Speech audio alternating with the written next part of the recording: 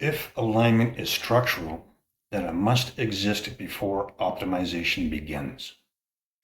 You cannot retrofit alignment into a system that was never designed to respect it. You can constrain outputs, you can filter behavior, you can correct responses. But if the underlying optimization pathways are misaligned, the system will always drift toward whatever it is fundamentally rewarded for.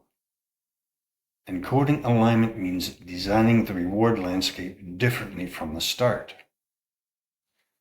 In the previous video, I argued that most alignment failures are architectural. They happen because incentives, feedback loops, and constraints are structured in ways that make misalignment predictable. In this video, I want to explore what it actually means to encode alignment at the foundation of a system. This connects directly to version 1.5 of the platform I've been building, but this video is not about implementation details. It's about architectural stance. There's a fundamental difference between patching and encoding. Patching assumes build first, optimize for power, add safety layers afterward. Encoding assumes define boundaries first, establish what cannot be optimized, then build within those constraints. In a patched system, alignment competes with performance. In an encoded system, alignment defines performance. That distinction changes the entire trajectory of a system's evolution.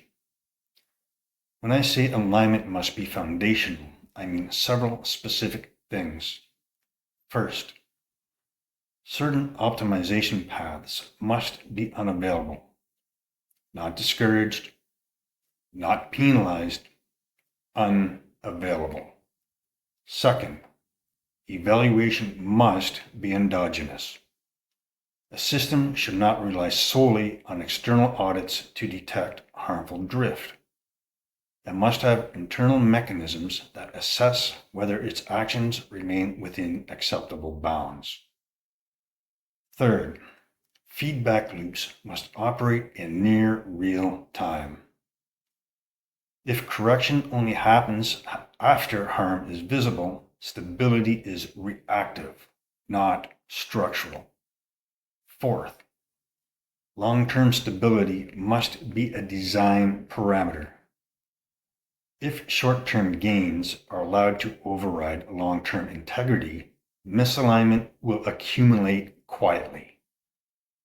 These requirements introduce friction, but friction is often the price of stability. Encoding alignment at the foundation comes with trade-offs. It slows development. It reduces raw performance in certain dimensions.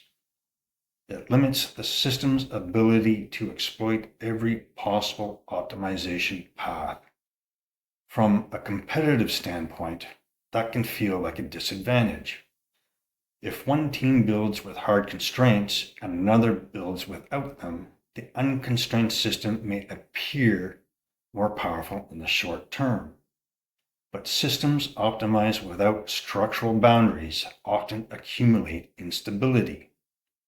Over time, instability compounds.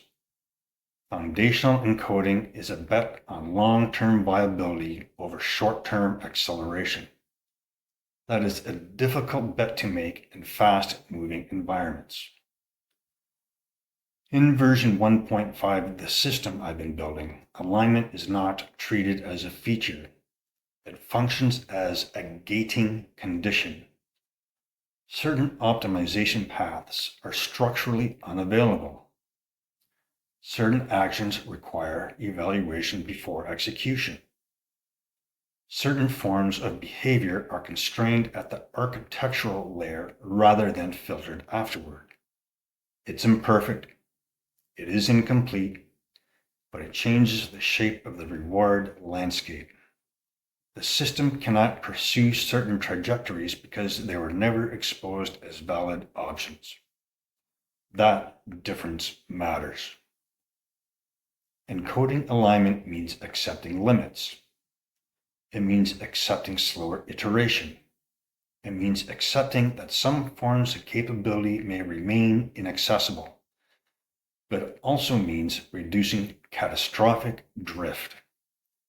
From a systems perspective, power without stability tends to collapse under its own weight. Alignment as architecture is not about moral superiority. It's about structural sustainability. This is not a finished model. It is an architectural stance. In future videos, I'll unpack how these ideas translate into specific design choices. But the principle comes first. Alignment is structural or it fails.